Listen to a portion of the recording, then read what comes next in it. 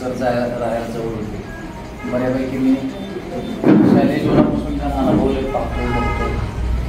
आणि ते एवढं आता आमच्या जवळच आहे की मला गावामध्ये नाव घेऊन बोलवण्यापैकी अगदी उचित मंडळी आहे. मला ते सुहास म्हणतात, काय कुठे जातात अशांना एक सुहास म्हणतो ते. उदाहरणार्थ त्यांच्या घरी प्रकाश बदल आपणच्या घरी जर मिळत असल्यामुळे ती फक्त अण्णा म्हणायला आपण अण्णा म्हणतो. म्हणजे असं नाव घेणारी माणसं असतात ती खूप जवळीकता साधणारी माणसं असतात. त्यामध्ये आत्मीयता असते, आत्मीयता असते. त्यातलेच दानव आहे. आल्यानंतर म्हणते की देवाचा पहिल्यांदा मी तुमचा वाचनकट्ट्याचा ज्यावेळेस झाला काल गेल्या वर्षी मागच्या महिन्यात पार्लेकर सरांचा, त्याच्यावर पवार सर म्हटले की सर वाचनकट्टा सुरू झाला तर येत जावा. पण थोडं कोणी पुरुषाचा प्रवास असल्यामुळे कधी असतो नसतो सापडत नाही. पण त्यावेळेला पार्लेकर सरांचं जरा समज म्हटलं की येणार आहे, कारण त्यांनी PhD मिळाले आणि सरांची माझी मैत्री पूर्वीपासूनची. तो कार्यक्रम भरगच्च झाला. विशेष करून कुंडलवरनं आलेले बापू होते आपल्याला. एक मला सांगायचं आहे की कुंडलमध्ये वक्ते खूप छान तयार होत आहेत. म्हणजे नानाच्या बाबतीत काय काय बोलायचंच नाही. म्हणजे खूप चांगले वक्ते आहेत. यूट्यूबचे पुस्तक झाले, मेंदूला जरा ऐकले आणि ते खूप त्यामध्ये एवढं वाचन प्रगल्भ त्यांच्याकडे आहे. तुझं म्हणजे आज नाहीत बापू आपल्याकडे, म्हणजे बाळासाहेब बापू नाहीत, तर त्यावेळेस बघितलं की ते खूप छान बोलतो. एक राजकीय व्यक्ती म्हणून ते एक वेगळं अंग आहे, वेगळं आहे. आणि वाचक आहेत चांगले. तिने मला ज्या वेळेला गॅदरिंगला बोललो होतं त्यांच्या 26 जानेवारीला गेलो होतो रिटायर झाल्यानंतर, शाळा बघितली आणि वरिष्ठ बघितली की त्यात माझ्याकडे असणारे काय पालक नाही. रिटायर झाल्यानंतर काय पालक दिसतात म्हणजे पुढे इकडे पुस्तकं दिसतात. मुली इथं ॲडमिशन घेतले आणि सुंदर शाळा चालणारे. केवळ त्यांची वैचारिक लेवल बापूंची खूप छान आहे. आणि मी योगाच्या माध्यमातून तर व्याख्यान द्यायला त्यांच्याकडे जात होतो. म्हणजे योगाचा विषय एखादा असायचा, महेंद्र बापू असायचे, बापू असायचे, त्यामुळे त्यांची संपर्क होता. खूप छान त्यांनी मांडणी केली, खूप छान बोलतात ते. एक राजकीय व्यक्ती म्हणून पाठ वेगळं असतं. म्हणजे राजकारणात काही व्यक्ती असतात आणि इतर सामाजिक साहित्य क्षेत्रात काही व्यक्ती असतात, पण त्यांचं राजकीय क्षेत्रात ते असतं की त्यांचा तो भाग झाला जीवनाचा. तर साहित्य क्षेत्रात भाग असता हा एक त्यांचा फार महत्त्वाचा भाग आहे की तो आपल्याला जवळीकता साधता येतो. त्यांची जी भूमिका आहे तर त्याची दिशाने ते आपल्याला चांगली समजते. त्यातले बापू होते, ते गेल्यावर कार्यक्रम भरगच्च झाला.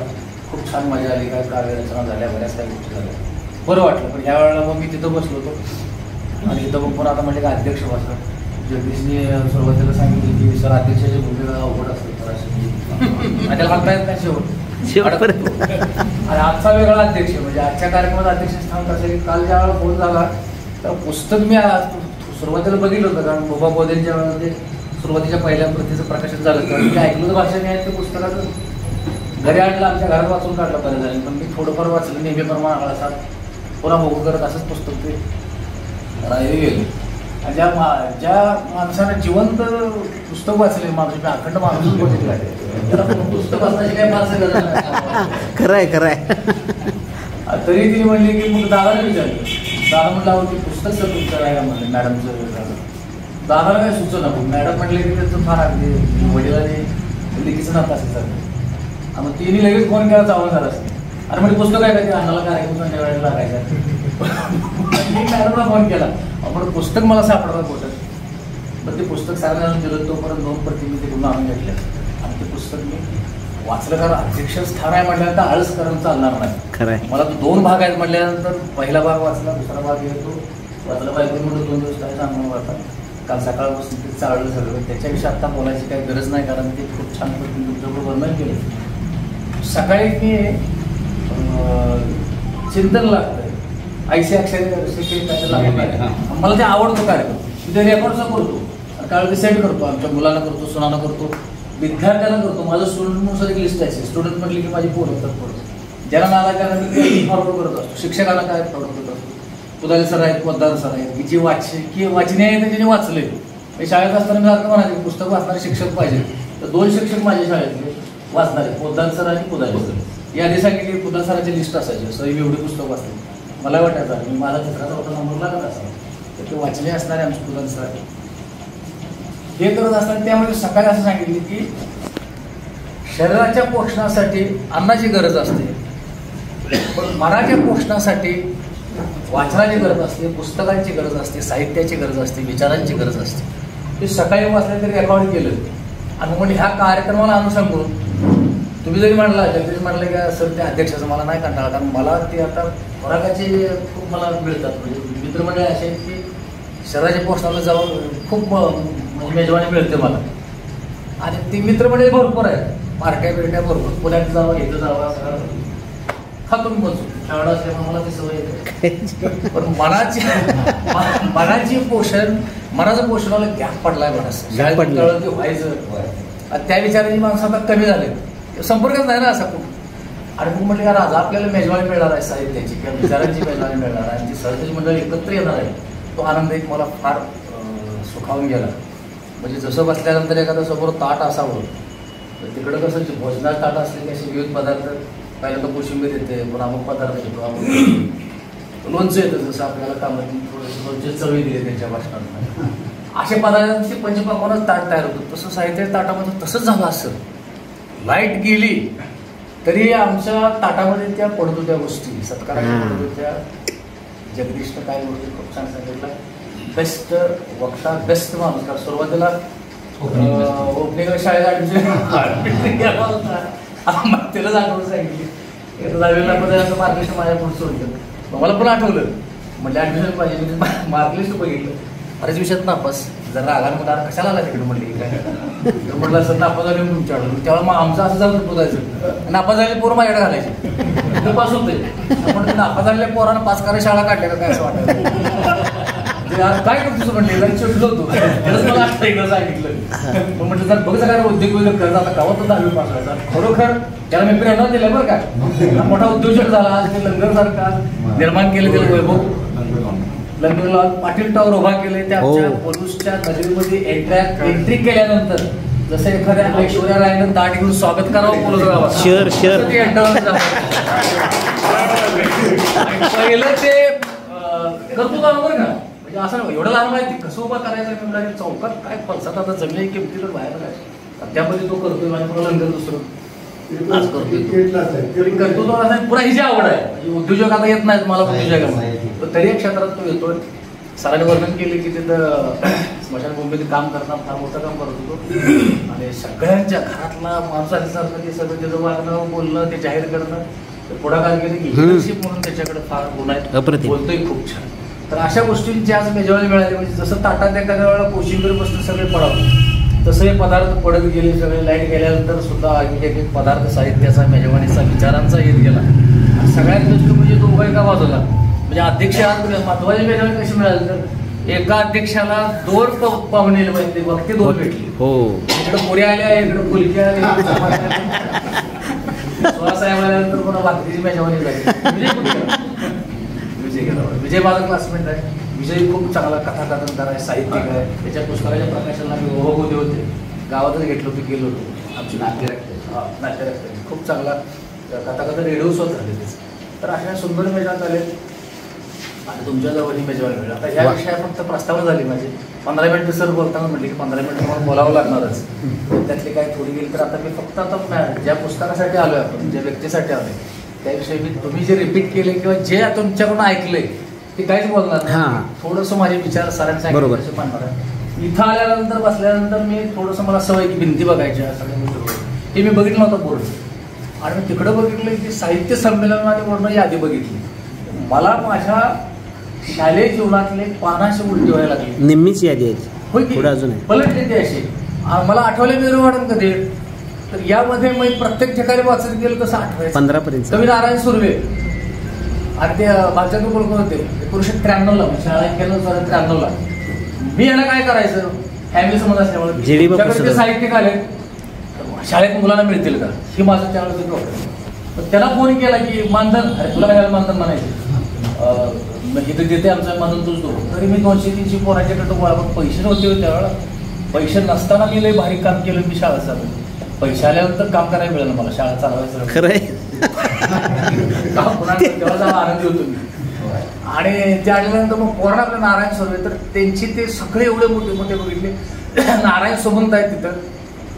नारायण सुमंत 2003ला मला आठवलं की तिथं बोलले तर दुसऱ्या दिवशी मॅडमला म्हटले की मला पाहिजे ते काय करायचे की राहायचे मुक्कामाला यांच्याकडे सेक्टर असायचे. आणायचे दुपारी पोरं बोलवायचे सगळे त्या मंगल कार्यालयात तिथं बसवायचे पुढे चालायचं. त्यामुळे काय न करता हेडमास्टर असल्यामुळे अध्यक्षस्थान माझ्याकडेच असायचं. तर मला तो लहान मिळायचा. नारायण समोर ते मला काय कवीच्या कल्पना असते तो त्यांचं मला अजून आठवते की जोंधळ्याचं ताट उभा आहे आणि ते कणीस लागले ते झुकते असं आणि 2 पानं असे आहेत, त्याला विठ्ठलाचं रूप दिलं होतं. म्हणजे अजून स्मरणात आहे बघताना, अरे विठ्ठल उभा राहिलाय असं ते कणीस आणि 2 पानं असं विठ्ठलाचं रूप देणारा जर कल्पनेचा पण एखादा असेल व्यक्ती तर ती कवीशिवाय किंवा साहित्यिकाशिवाय शक्यच आहे. म्हणून म्हणले की जे ना कवी कल्पना उगीच मांडलेली नाही की मला उगीच आठवलं. त्यानंतर विसोबाबा आपण तर काय बोलायचंच नाही, म्हणजे अनेक मुलांना कित्येक वर्ष येत होती. तर मॅडमचं एवढं आहे की ह्या त्याच्यानंतरचा पार्ट आहे तो. पण सुरुवातीला पुस्तक वाचलं त्यावेळेला एका कोल्हापूरचं म्हणजे इतकं माहित नव्हतं त्याचं पहिलं काय जीवन माहित नव्हतं. 2 भाग आहेत त्यामध्ये. पहिल्यांदा बघितली की परकर पोलक्यामध्ये असणारे सायकलवरून धडपडणारे, मी माझ्या मला पण तसंच गेले, सायकली पडायचं धडपडायचं घरात राहायचं नाही. फक्त मी पुरुष असल्यामुळे मला कोणी काढलं नाही किंवा काळजी केली नाही, फिरकडतो असं. तिथं असणारी ती मिनी असं म्हणू आपण, ती मिनी उद्या प्रवास करत करत तो बालपणचा स्वच्छंद फुलराणी पण तो उत्पन्न दिली असायला दिली. फुलराणी म्हटल्यानंतर कोणा ते वाटले की खरोखरच फुलराणीसारखं स्वच्छंद जगणं, अननोन जर्नी म्हणतो आपण त्याला, असा तो प्रवास सुरू झाला. ते पुस्तक वाचताना माझ्या डोळ्यासमोर उभं राहिलं. ते गेल्यानंतर पुन्हा लग्न, जबाबदारी, काही सौंदर्य असेल त्यावेळेच त्याचं असेल बघा, आणि त्यानंतर त्या सौंदर्याचं सौंदर्य मिळालं तरी नशिबानं काय गोष्टी त्या सौंदर्याची किंमत करणारी माणसं नवरा जर नाही मिळाला तर काय अवस्था होती ही समाजात आपण बघत असतो. की ते हाल होतं त्यांच्या दुर्दैवी भाग आहे तो, पण थोडा नशिबाचा भाग आहे म्हणून. त्यातनं ती स्त्री पुढे जाते आणि जबाबदारी घेऊन नवरा असेपर्यंत हाल त्यात वर्णन केलेलं आहे. स्वच्छंद स्पष्ट. मी तर म्हणतो की मगाशी त्यांना उल्लेख केला हंसावाडकरच्या स्वच्छ सुंदर म्हणले. आणि सत्य सुंदर आणि स्वच्छ परखड कोण मांडू शकतो? जिचं मन स्वच्छ आहे. बरोबर. महात्मा गांधींनी सुरुवातीला सत्याचे प्रयोग पुस्तक लिहिले, तर त्यामध्ये महात्मा गांधींनी कस्तुरबावर अत्याचार केला, मी अगदी शब्द वापरतो, बलात्कार केला असं सुद्धा वर्णन केलं. इतके क्लिअर झाले, इतके स्वच्छ झाले की पुन्हा गांधीजी महात्मा झाले. अब्दुल कलाम तर लहानपणी 3 पेपर वाटलेलं, हाल झालेलं, वर्गात बसलेलं, त्या व्यवस्था सगळी ती त्याचंही वर्णन केलं आपल्या आत्मचरित्रामध्ये. आणि पुन्हा एक राष्ट्रपती होऊ शकतो. आता हा प्रवास तसाच क्षमतेप्रमाणात ते शेवटचा काळ माणसाला येईल. तो काय आता काय प्रत्येक जण गांधीच झाला पाहिजे, अब्दुल कलामच झाला पाहिजे असं नाही. आपल्या क्षमतेप्रमाणे आपलं ते पद सुद्धा तेवढ्या लेवलचं असतं. आणि निसर्गामध्ये चिमणीचं चिवचिवणं सुद्धा सुंदर असतं, गरुडाची भराडी ही सुंदर असते, भरारी.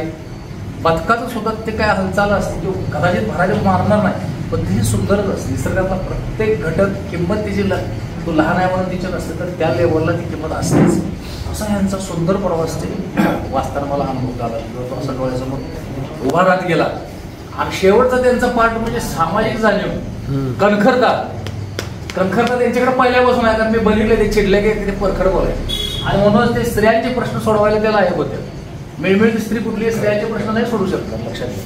त्या कणखरतेने उभा राहिल्या आणि हे त्यांना ह्या अनुभवानं तयार केले. म्हणजे सोनं हे भट्टीत बाजून निघतं लागलं सर, सोनं हे भट्टीत बाजून निघतं, सोलापूर निघतं, त्या सहज मिळत नाही आपल्याला. नंतर त्यांना सोन्याचे दागिने तयार होतात. तसं हे भट्टीत बाजून निघाला आणि सगळे घाव सोसल्यामुळे कणखरपणा येतो. म्हणजे देवाने संकट टाकावी कधी करू बोलत येत नाही की हर तकलीचे पहिले पदा बनते पण पुढचे बटा ते रजा काय आहे, म्हणजे अरे तुझं काय संकट टाकू तुझ्यावर, अशा अवस्था यांच्या प्रवासात झालेले. आता मध्ये पार्लेकर सर म्हणले बघा, ते आत्महत्या करायची वेळ आली तर ती केली नाही.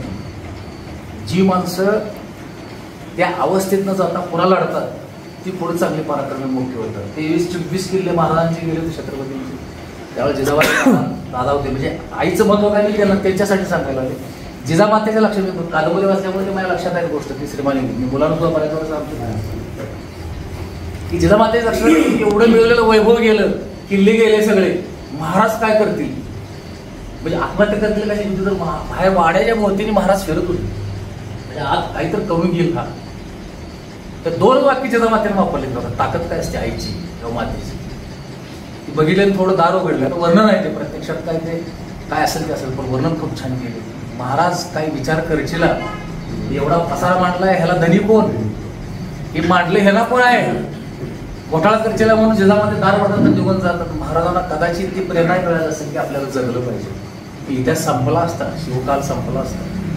शेवट राज्याभिषेकाचा तो प्रवास केला, तो केवळ समस्यामुळे संकटामुळे माणूस खरं कणखर होत असतो. लक्षात ठेवा, हो महाराजांच्यावरती प्रसंग आले नसते.